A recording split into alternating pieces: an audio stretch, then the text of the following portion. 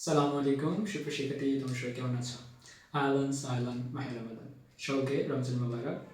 আজকের ভিডিওটি চট্টগ্রাম বিশ্ববিদ্যালয় ঘিরে।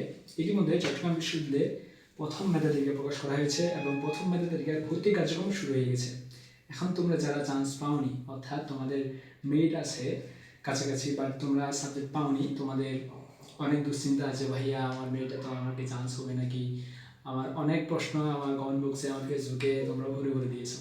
যাই হোক, মূল আলোচনায় আসি যে তোমাদের দ্বিতীয় মেধা তালিকা কবে প্রকাশিত হবে এবং দ্বিতীয় মেধা তালিকায় তোমাদের কত মেরিট পর্যন্ত চান্স হতে পারে সেই বিষয়ে একটি সূক্ষ্ম ধারণা দিব।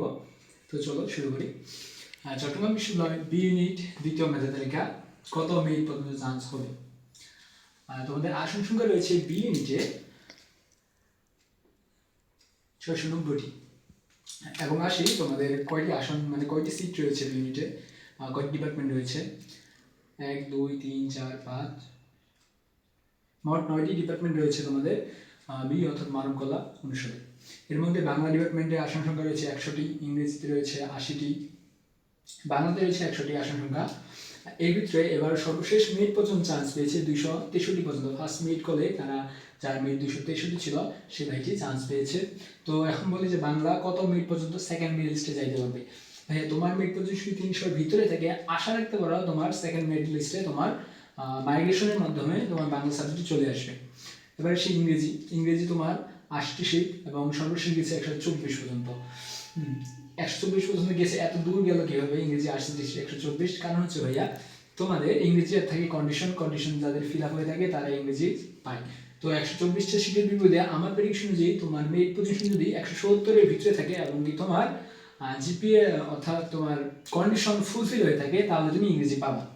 ইতিহাসে আসি, ইতিহাসে আসন সংখ্যা হচ্ছে 100টি এবং এবার সর্বশেষ দিয়েছে 386 ফার্স্ট কলে। তো তোমার ইতিহাসে কত সেকেন্ড কলে কত মেরিটে যেতে পারে? তোমার মেরিট পজিশন যদি 420 থেকে শুরু করে 430-এর ভিতরে থাকে তো আশা করি সেকেন্ড মেরিট লিস্টে তোমার নাম চলে আসবে, অর্থাৎ তোমার মাইগ্রেশনে তুমি ইতিহাস সাবজেক্টটি পাবা আর কি। তো ইতিহাস সাবজেক্টটি তোমার মাইগ্রেশনের উপরে থাকে। দর্শন সাবজেক্টটিতে সিট রয়েছে 100টি এবং সর্বশেষ গেছে 596 পর্যন্ত। দর্শন হচ্ছে আমার ডিপার্টমেন্ট, তোমাদেরকে যারা ভর্তি হয়েছে তাদের সকলকে তোমাদের শুভকামনা।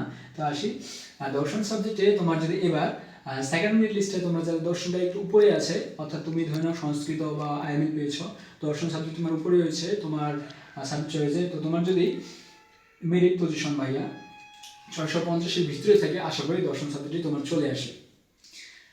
এবার আসি আইএমএল সাবজেক্টে ইনস্টিটিউট অফ মডার্ন ল্যাঙ্গুয়েজ, এটি সিট সংখ্যা রয়েছে 80টি এবং সর্বশেষ গেছে 726টি। কেন 726 পর্যন্ত আইএমএল গেল এবং 40টি সিট ব্যবধানে কেন গেল? তোমাদের কাছে প্রশ্ন থাকতেই পারে। এটার উত্তর হচ্ছে এটা ভাইয়া, যেরকম ইংরেজি 80টা সিটের কারণে গেছে 124, ঠিক সেরকমই ইংরেজি যেমন কন্ডিশন রয়েছে যে 800টা পেতে হবে আর সব মার্ক যদি না থাকে ইংরেজি তোমার সাবজেক্ট এলিজিবল হবে না, ঠিক তেমনই ভাইয়া আইএমএল সেম। তোমার ইংরেজিতে যাদের 800+ মার্ক ছিল তারা আইএমএল সাবজেক্টে আসছিল চয়েসে, ওই জন্য হয়েছে। তো 726 পর্যন্ত যাদের আছে, এখন তোমরা বলতে পারো যারা আইএমএল সাবজেক্ট চয়েস দিছ তোমাদের পছন্দের দ্বিতীয় মেধা তালিকায় তোমাদের কাদের আইএমএল আসতে পারে এটা বলে দিই ভাইয়া।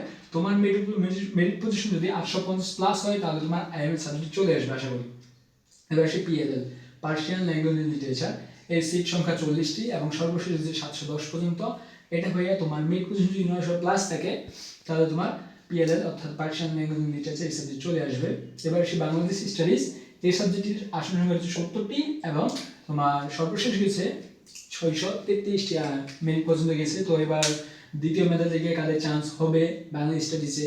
তো তোমাদের যাদের বাংলাদেশ সম্পর্কে বাংলাদেশ অ্যাডমিনিস্ট্রেশন সম্পর্কে পড়ার ইচ্ছা, এটি খুব একটি ভালো সাবজেক্ট আশা করি। তো এবার এই সাবজেক্টে শিক্ষার নাই, তো প্যারা নাই, সাবজেক্ট খুব ভালো। তো এই সাবজেক্টে তোমাদের যাদের আর কি মেরিট পজিশন ভাইয়া 750 ভিতরে রয়েছে তোমরা আশা করতে পারো, অর্থাৎ বাংলাদেশ স্টেজ উপরে রয়েছে 750 বা 800 ভিতরে রয়েছে মেরিট পজিশন, তোমাদের বাংলাদেশ স্টেজ সাবজেক্টে মাইগ্রেশন চলে যাবে। এবং আসি আইএসসি অর্থাৎ institute Islamic history and culture, এই সাবজেক্টে আসন রয়েছে 100টি এবং সর্বশেষ মেরিট পজিশন রয়েছে 541।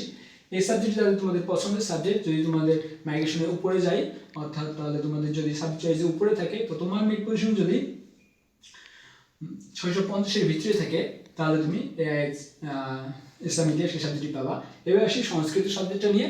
সংস্কৃত সাবজেক্টে মোট আসন রয়েছে 60টি, তার ভিতরে 5টি রয়েছে অন্যান্য, আর বাকি 55টি আসন রয়েছে। এই 55টি আসন, এই 55টি আসন হচ্ছে তোমাদের হিন্দু কোটা আর কি। যাদের হিন্দু রয়েছে, যারা হিন্দু ব্যাকগ্রাউন্ডের শিক্ষার্থী, তারা অনেক দূর থেকে চান্স পায়। ফার্স্ট কলে তারা 1620 পর্যন্ত চলে গেছে।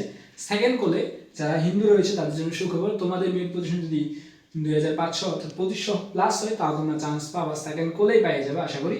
এবার আসি সর্বশেষ মেরিট পর্যন্ত, কত মেরিট পর্যন্ত তোমাদের লাস্ট কত পর্যন্ত চান্স হইতে পারে। কিছু সংক্ষিপ্ত কিছু কথা বলি। 2024-25 সেশনে তোমাদের আসন সংখ্যা ছিল প্রায় 800 প্লাস, এবার যেহেতু 690 অর্থাৎ 700টি আসন, তো সেহেতু বলা যায় যে আগের বছর তোমাদের 3000 প্লাস মেরিট পর্যন্ত চান্স পেয়েছে তোমাদের ভাইরা, এবার আসন সংখ্যা কম 100।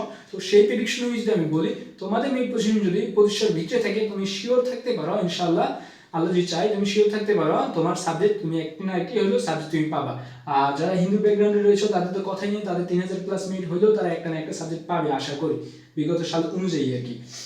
তো সেকেন্ড লিস্টে কত মেরিট পর্যন্ত চান্স পেতে পারে, তো সাধারণত বললাম যে সেকেন্ড তোমাদের সর্বশেষ আর কি আইএমএল 726 সর্বশেষ, এটা হচ্ছে তোমাদের জেনারেল কোটা, জেনারেল হিসাবে 726 মিনিট পর্যন্ত গেছে, অর্থাৎ 690 সিটের বিপরীতে 726 আসন পেয়েছে আর কি, সিট পেয়েছে। তো বলি তোমাদের মেরিট পজিশন যদি 1500-র ভিতরে থাকে, অর্থাৎ 1200 থেকে 1300-র আন্ডারে থাকলে আশা করি সেকেন্ড মেরিট লিস্টে তোমাদের চান্স হয়ে যাবে।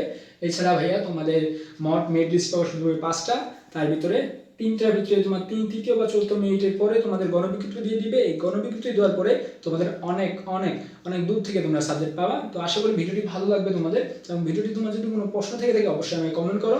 সবাইকে ধন্যবাদ, আসসালামু আলাইকুম।